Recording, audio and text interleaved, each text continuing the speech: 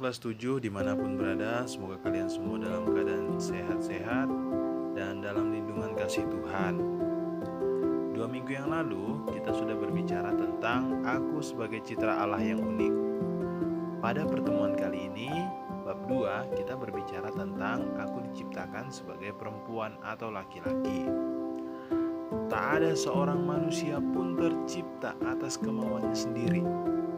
Jika kalian adalah perempuan atau laki-laki, itu semua bukan kemauan sendiri.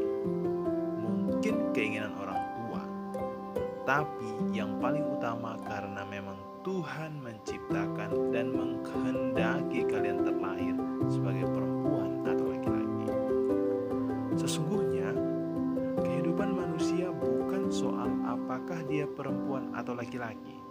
Di hadapan Allah, perempuan atau laki-laki sama dikasihinya, karena dialah yang menciptakannya.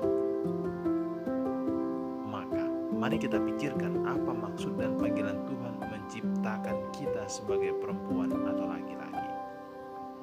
Supaya kita lebih mampu mengembangkan diri sebagai perempuan atau laki-laki, maka yang akan kita bahas ada 3, antara lain aku bangga sebagai perempuan atau laki-laki, kemudian perempuan dan laki-laki sederajat, lalu yang ketiga mengembangkan diri sebagai perempuan dan laki-laki.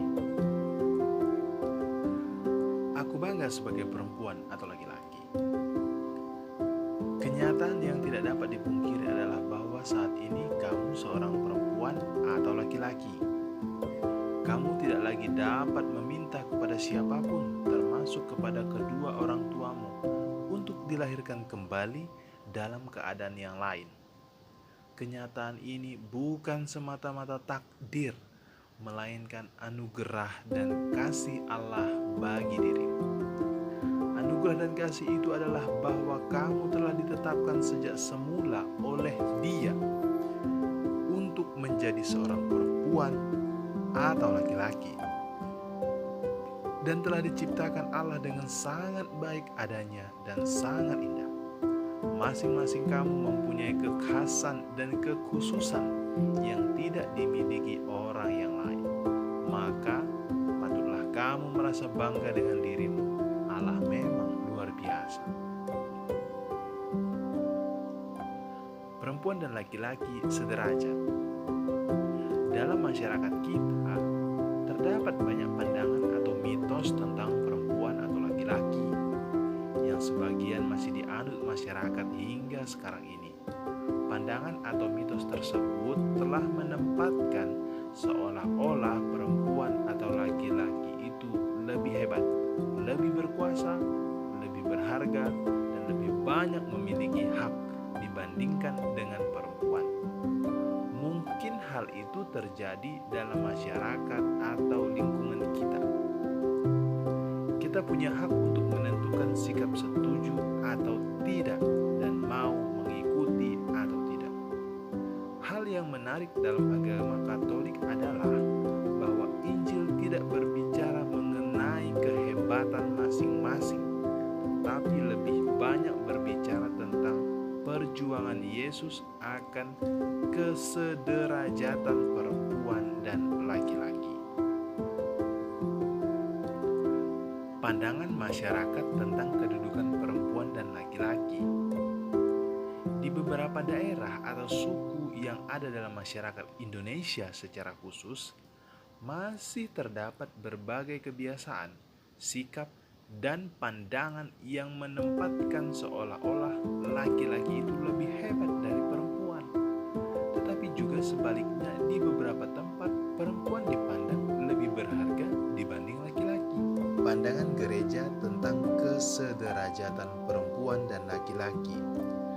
Gereja menaruh perhatian yang cukup besar dalam memperjuangkan kesederajatan antara perempuan dan laki-laki.